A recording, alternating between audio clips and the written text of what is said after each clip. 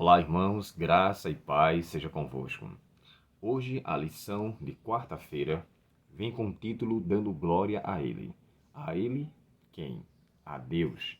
O que me chama a atenção é que, infelizmente, muitos buscam a glória própria. Esse texto, irmãos, ele deve ser compreendido no sentido da significação de glória, quando às vezes buscamos a nossa própria glória. Olha o que é que diz o Salmo 115. Salmos 115. Eu gosto sempre de dizer, os salmos são músicas, e se são músicas, o propósito delas é incutir na mente o conteúdo que ali é descrito. E olha o que é que diz o Salmo 115, verso 1. Na minha tradução diz assim: Não a nós, Senhor, não a nós, mas ao teu nome seja toda a glória por teu amor, por tua fidelidade e por tudo que tens feito. De forma especial, a glória que deve ser dada a Deus é pelo que Ele é para conosco. Porém, o texto aqui nos fala que nós não devemos buscar a glória nossa, satisfazendo nossas vontades, colocando nossos prazeres em alta, como se eles devessem ser alimentados e mantidos sempre. Isso é buscar a nossa glória. E o salmista começa dizendo assim: Não a nós, Senhor, não a nós, mas a Ti toda a glória pela tua fidelidade, pela tua bondade. É a Ele que devemos dar glória. E o sentido de dar glória aqui em Apocalipse 14, verso 7, é a mesma expressão de honra, é a mesma expressão de respeito. Aqui, no comentário bíblico adventista, comentando sobre esse texto, aqui a expressão nos diz assim: glória é um termo doxa que significa honra, louvor, homenagem. A gente pode dizer assim: mas Abel, eu não homenageio a mim mesmo. Mas quando você se, como é que eu posso dizer, não se sacrifica, mas quando você se dedica a gastar na satisfação momentânea, na satisfação própria, na satisfação particular, eu estou deixando de dar glória a Deus, de dar honra a Ele, de reconhecê-lo, mas fazendo de mim o ponto crucial. Por isso que nós falamos na lição de ontem sobre a diferença entre egocentrismo e cristocentrismo. É Cristo que tem que ser o centro. Mais adiante aqui, o autor faz menção que a glória aqui ela é atribuída ou aplicada no Antigo Testamento em alguns pontos sobre a mensagem de juízo. Lembre-se de Josué, quando estava com Acã, e ele quando vai para Acã e depois de toda aquela peneirada que é feita, Acã é apontado como causador de todo o rebuliço, da destruição, da perda contra a cidade de Ai, e quando ali ele é mencionado, ele fala assim: filho, dê glória a Deus. Porém, aquela situação trouxe para Acã não mais uma absolvição. Ali não houve confissão da parte dele, mas uma admissão, ou seja, ele admitiu os fatos que fora tomado a conhecimento sem que do coração dele houvesse uma declaração. Mas a situação que Cristo, que Deus revelou a Josué, foi uma situação que agora, a glória que era dada a Deus é porque o pecado foi encontrado. Ele seria extirpado e Acã não mais seria o empecilho que causou ruína na vida do povo de Israel naquele período, logo quando uma cidade pequena de Ai, que causou aquele grande dano, com o roubo que ele causou lá na cidade de Jericó.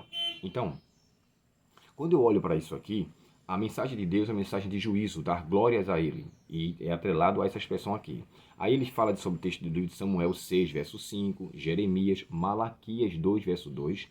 Aqui embaixo tem uma pergunta que diz o seguinte, ó, Coríntios 3, 16 e 17. Como essas passagens nos ajudam a entender o modo pelo qual podemos glorificar a Deus? Eu queria ler com vocês pelo menos dois textos.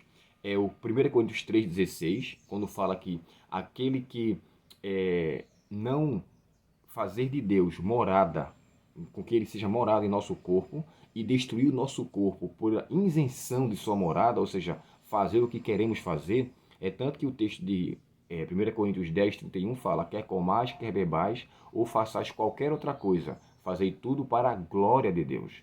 Então, vise a glória a Ele e não a glória própria.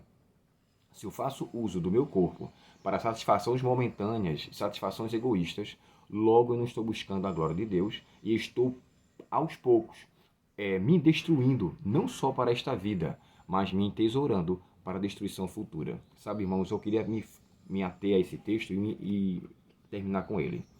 Quando o texto fala que Cristo, que o Espírito Santo irá fazer morada em nosso ser, eu fico pensando, como é que um pecador como eu poderia ser morada do Espírito Santo? Como um pecador como eu poderia ser o centro da habitação da divindade? E eu gosto dessa expressão da divindade porque o Espírito Santo, ele é o responsável de fazer com que tanto Cristo quanto o Pai habitem em nós.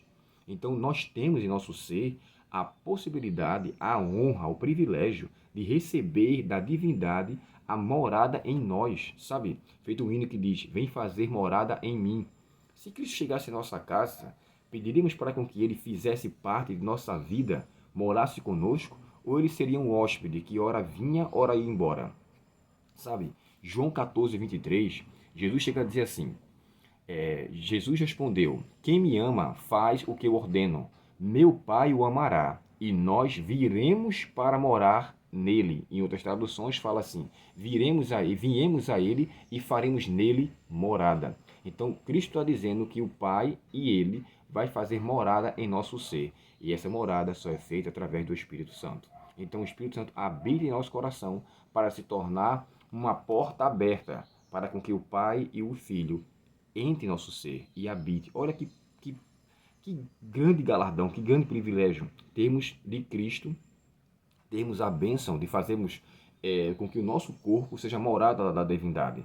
Por isso que quando eu gosto de ressaltar a parte de que o Espírito Santo ele, que é o que abre, porque é ele que me conscientiza, para com que eu não viva para mim mesmo, para com que eu não viva uma vida para o meu próprio parecer. E no final aqui, irmãos, Romanos 12, verso 1 e 2, quando chega a dizer assim, rogo-vos, pois, irmãos, pelas misericórdias do Senhor, que vos apresentei o vosso corpo como sacrifício vivo, santo e agradável a Deus. Dois pontos que eu quero mostrar em consideração. Primeiro, os sacrifícios que eram feitos no Antigo Testamento eram sacrifícios mortos, eram os animais que eram imolados. Agora aqui, Paulo faz uma aplicação totalmente diferente com o sacrifício vivo. O sacrifício que ele está pedindo é um culto racional, um culto de aceitação. É uma demonstração de que em minha mente eu aceito adorar a Deus voluntariamente, racionalmente, de maneira, como é que eu posso dizer assim, sem reservas. Porém, o sacrifício aqui é aquele sacrifício que nos coloca em uma situação de aceitação. Eu preciso sacrificar a minha carne, eu preciso sacrificar os meus maus desejos, os meus maus pensamentos, isso em forma viva, para que eu possa mortificar os pecados em minha vida e estar vivo para o Senhor. Portanto, ao viver dessa forma, nós iremos com certeza dar glórias a Deus. Nós iremos com certeza mostrar que Ele é digno e não nós. Então, que Deus nos auxilie, que o Espírito Santo nos capacite e que busquemos a cada dia a glória do Senhor. Como diz o salmista, não a nós, Senhor, não a nós, mas a Ti, toda a glória pela Tua bondade, pela Tua fidelidade.